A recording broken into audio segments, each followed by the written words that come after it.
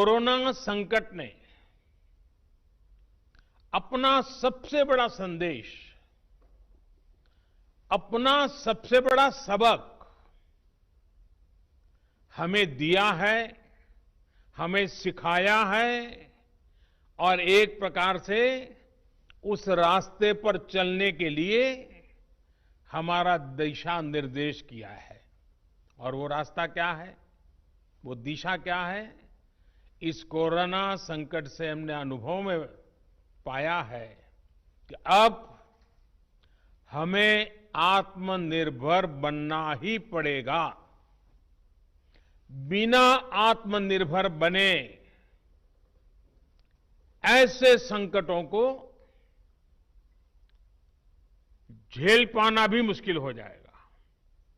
गांव अपने स्तर पर अपनी मूलभूत आवश्यकताओं के लिए आत्मनिर्भर बने, जिला अपने स्तर पर, राज्य अपने स्तर पर और इसी तरह हमारा ये पूरा हिंदुस्तान कैसे आत्मनिर्भर बने, अपनी आवश्यकताओं की पूर्ति के लिए हमें कभी भी बाहर का मुंह नहीं देखना पड़े, ये तय करने का ये सबक हमें सीखा है।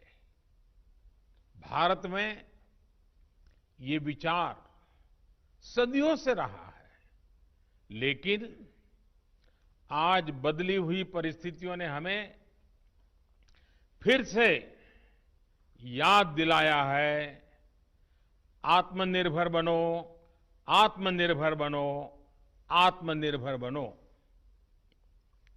हमारे देश की ग्राम पंचायतों की इसमें बहुत बड़ी भूमिका है। मजबूत पंचायतें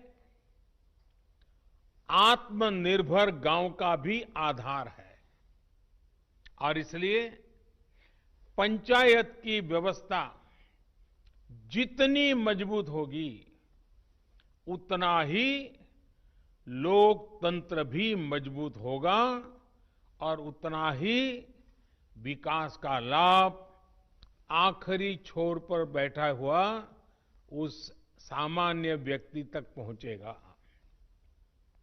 साथियों, इसी सोच के साथ सरकार ने पंचायती राज से जुड़ी व्यवस्थाओं को, इंफ्रास्ट्रक्चर को आधुनिक बनाने के लिए निरंतर काम किया है।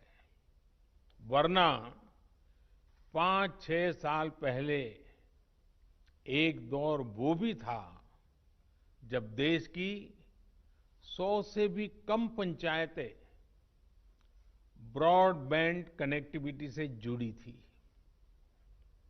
आज 1.25 लाख से ज्यादा पंचायतों तक ब्रॉडबैंड पहुंच चुका है। इतना ही नहीं, गांवों में कॉमन सर्विस सेंटरों की संख्या भी 3 लाख को पार कर रही है।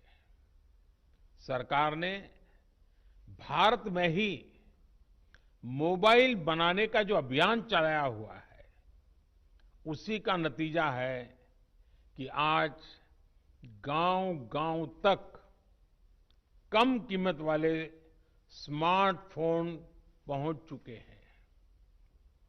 ये जो आज इतने बड़े पैमाने पर वीडियो कॉन्फ्रेंस हो रही है, लाखों लोग जुड़े हैं, इसमें इन सारी बातों का बहुत बड़ा योगदान है।